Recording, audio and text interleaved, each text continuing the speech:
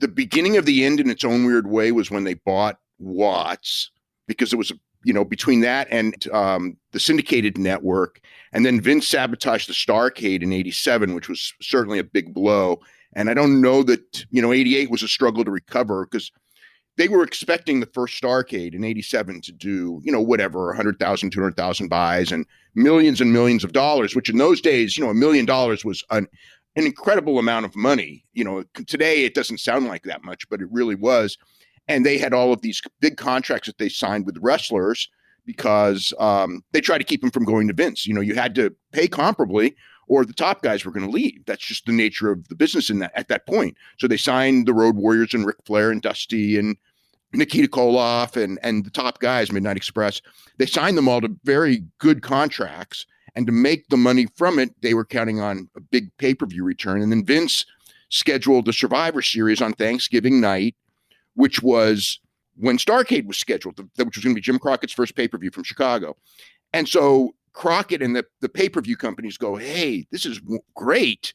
We'll put your show on Thanksgiving afternoon. We'll put Vince's show on at night. We'll market them together. This is going to be like the greatest night, which is exactly, of course, what Vince didn't want.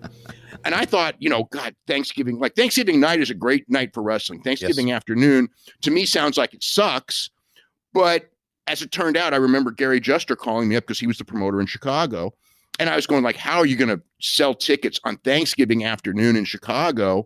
And then like weeks ahead of time, he goes, we're completely sold out. Wow. So it's like, okay, that's not an issue. But then Vince comes in he went to the cable companies and just said, and he's coming off of WrestleMania 3. This was the Hogan Andre, which was the giant success on pay-per-view. And he goes to the cable companies and go, if you air Jim Crockett Promotions Starrcade, number one, you're not going to get Survivor Series, but number two, I will not let you get WrestleMania. So every company except for 5, which were 4 in the Carolinas where they were, Jim probably had connections, or they thought that we'll do bigger business for Jim's show than for Vince's show because that's a local promotion. And one, which was San Jose, California, where I lived.